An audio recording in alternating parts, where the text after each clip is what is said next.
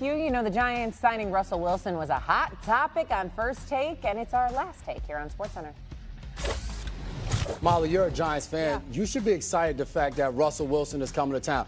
Doesn't mean this team is going to win a Super Bowl or make the playoffs for that. But when you watch what the Giants put out on the field last year at the quarterback position after they sat Daniel Jones, Tim Boyle was out there, Drew Lock was out there, Tommy DeVito. You now have multiple quarterbacks in that room that if you need them to take snaps, they're competent enough to run this offense, and you can evaluate everybody on that side of the ball. J-Mac, not to steal a line from Doggy, but take it easy. Take it easy. Okay, here's the deal, bro. Let's pump the brakes when we're talking about how New Yorkers should be excited.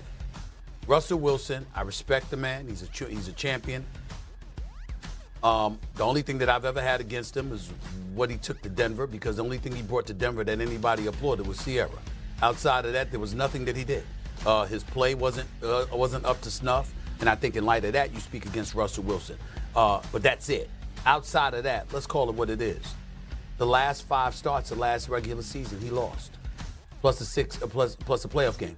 You got a quarterback coming to town. That's last time we saw him, he's lost 6 straight. He didn't win the last 2 months of the NFL season. He didn't throw. I mean, he's averaging less than 200 yards passing for those last 6 games. When you look at what he's done, they couldn't even score more than 14.5 points a game. Okay, they never scored more than 17. So when you say they should be happy about it, all I'm saying is pump the brakes on that a little bit. I mean, the latest thing that we've seen from Russell Wilson is nothing to write home about. That's fair. Over to the NFL now. A giant move made yesterday. Russell Wilson and the Giants agreed to a 1-year, $21 million deal. What does that mean for Aaron Rodgers and the Steelers, who are still waiting for a decision? We have Steelers reporter Brooke Pryor, Giants reporter Jordan Renan, and our own Booger McFarland to break it all down, but we begin in New York. Jordan, what can you tell us about the signing of Russell Wilson and how it impacts their plans for the 3rd pick in the NFL draft? Yeah, well, what the signing of Russell Wilson doesn't do is take the Giants out of the quarterback picture when it comes to the draft.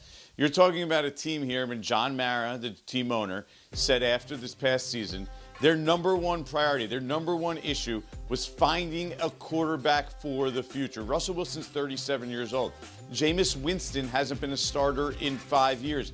The Giants will draft a quarterback. It may not necessarily be with the number 3 overall pick. They now have some flexibility where at least they can get by if they don't have a quarterback from the draft for this season. It could be sort of a long-term project, someone they want to build up over several years. But when you do talk about the number 3 overall pick, the name that comes into consideration is always Shedeur Sanders. That's the likely option at that pick. And when you talk to people around the league and with the Giants, there seems to be a mixed opinion on him. There's some people I know within the organization that like him, and there's some people apparently that aren't enamored with him. And when it comes to Shedeur Sanders, it's not all the stuff you hear, you know, the way he comports himself, his attitude and stuff. For me, when I talk to people around the league, it's whether they see him as a surefire, high-end starter in the NFL, given his traits and skills. Does he have that ability for you as an evaluator to dream of him being a top 5, top 7, top 10 type quarterback? So that seems to be the dilemma here with Shedeur Sanders, and something the Giants are going to have to consider moving forward. If not, maybe they move back into the bottom end of the 1st round. Maybe they draft a quarterback early in round 2. Maybe they just select a quarterback at some point in day 2 overall. So the Giants, though, they will draft a quarterback in this year's draft because they don't have that long-term answer yet. Man, prime time in New York seems like the perfect marriage for someone who's been in the spotlight ever since he was a kid. So, Booger, in your eyes, should the Giants take Shedeur Sanders with the 3rd pick or just take the best player available? Well, if they're looking for a franchise quarterback where they're picking, he's probably going to be the only option available. You can always say trade back into the 1st round, but let's face it, this is not a banner year for quarterbacks. And if you're the Giants, and as Jordan stated, ownership has come out and said, our entire goal this offseason is to get a franchise quarterback.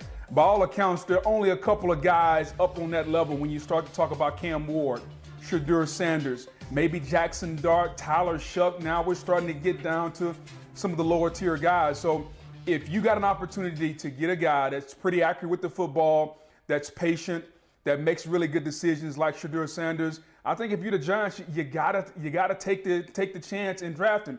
And let's face it, there are no sure things in the draft. Everybody says Cam Ward's going to first pick. He could flame out. We really don't know. That's why you use your scouting, you draft a guy, and then you got to coach him up and see how he plays. Yeah, that is so true. Nothing is guaranteed in this world. And just so everyone knows, the Giants have never drafted a quarterback with a top 3 pick. So we'll see if history stays true to itself. Shay? Oh, Scooby, still uncertain. Maybe Aaron Rodgers is about his handicap. I don't know. I love that we have a golf picture there.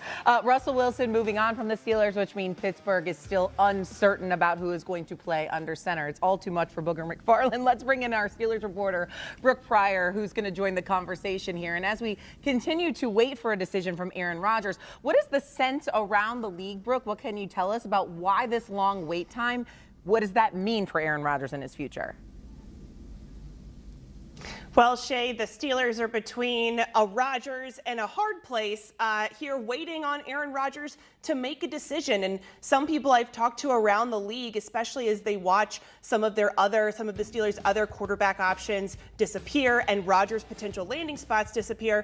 Some people think that the longer Rodgers takes to make a decision to commit to the Steelers, the more likely it is that he is not playing for the Steelers in 2025, that perhaps he could go into retirement. Maybe he waits to see if the Vikings end up changing their mind, because the Vikings GM actually said just a few minutes ago that he's not 100% closing the door on Aaron Rodgers. Perhaps it's worth noting that Brett Favre waited until August to sign with the Vikings way back when. So if Rodgers doesn't come to this neighborhood, the Steelers are going to have to pivot. They could look at perhaps a Joe Flacco or Carson Wentz, or they could go to the draft this year, or they collect some of these compensatory picks from losing some free agents, put that together, package it, and be able to move up in the 2026 draft class, where they could land a quarterback in a more quarterback-rich draft class. I mean, it does feel like Aaron Rodgers needs to or should make a decision before the draft, right? Because that will affect these teams directly. Booger, I'm going to ask you now, if the Steelers